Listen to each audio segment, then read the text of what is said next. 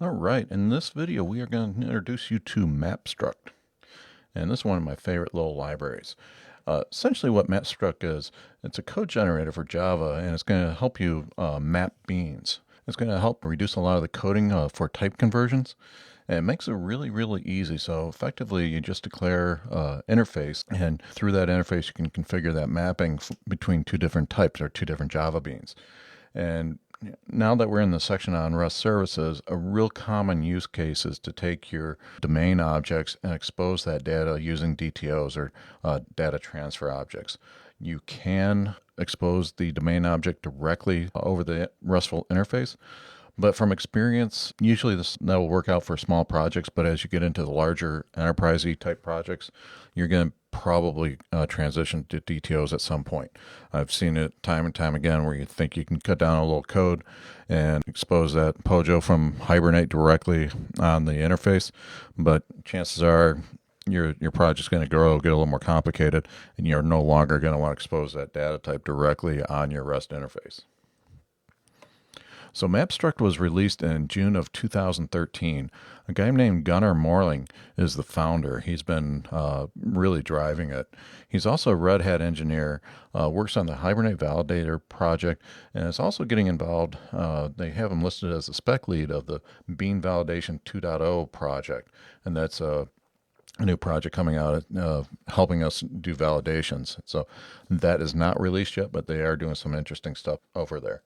A lot like Project Lombok, we've already seen in the course, MapStruct is going to be a annotation-based processor, so it hooks into the Java compiler for us.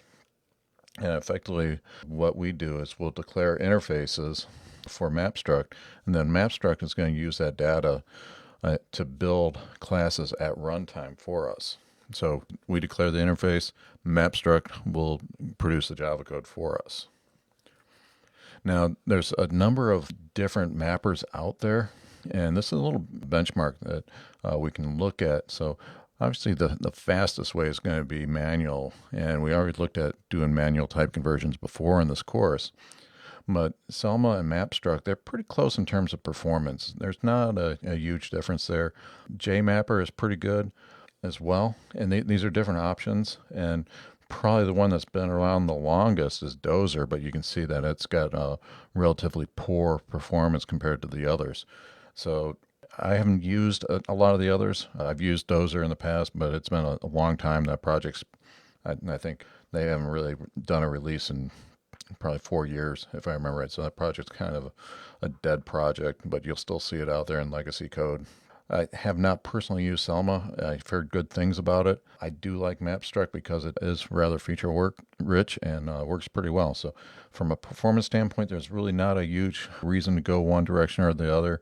If you really need that raw performance, you do want to do a manual process. That's where you can really tweak the performance rather than using something that's going to generate code for you. Now let's take a look at an example. So this is right off the MapStruct website, and we have two classes. We have a car class and a car DTO, and really we want to map between these. And here you can see that down on the bottom there, that interface, so that's going to be the mapper that we declare. And you can see there on the bottom line we have the mapping source, number of seats, and seat count. So that's how we map the two. And notice that they're not doing make nor type. So we're going to get some, when the names do match, it's going to try to do that type conversion for us based on the matching the names. But here we have number of seats on one class and seat count on the other, and we want to make that mapping manually. So when the property names are different, that's when we definitely have to go out and declare them.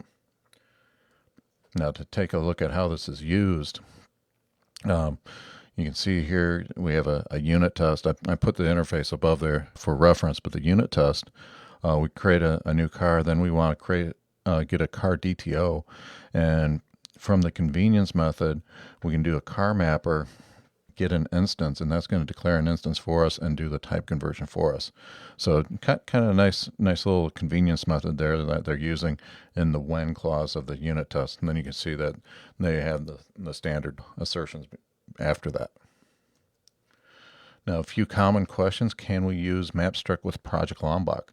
Yes, but you need to be using MapStruct 1.2 or higher, and then also Project Lombok 1.16.14 or higher. And I just peeked, and we are on 1.16.17 or 16 right now. So we are beyond that using the Spring Boot project that we are in this course. So we are good to go there, and we just need to add in to our project the dependency for MapStruct. Then, is it compatible with IntelliJ and Eclipse? Yes, it is. You don't need it, but there are plugins for both IDEs that does give you some nice functionality, and I'll probably install the plugin for myself. The one for Eclipse has been out for some time, but the one for IntelliJ just came out, and I'm recording this in September of 2017, so that I think it was just released in August, but barely a month old. Then Java 8 streams, are they supported? And yes, this is a new feature in MapStruct 1.2, so or higher. Now, just a quick note about MapStruct 1.2. We are currently on a candidate release 2. 1.2.0 CR2 was released on August 28th, 2017. This is supposed to be the last one, and the chatter in the project right now is that it's going to go GA any time now. So as soon as it does, I'll be updating the source code. But the CR2 release is pretty darn stable. I've used it in the past. It's probably production quality at this point. So I wouldn't be afraid to use it for a major project at this point. Like I said, the official release, the final release, should be any day now. It might even be released before I have a chance to publish this video.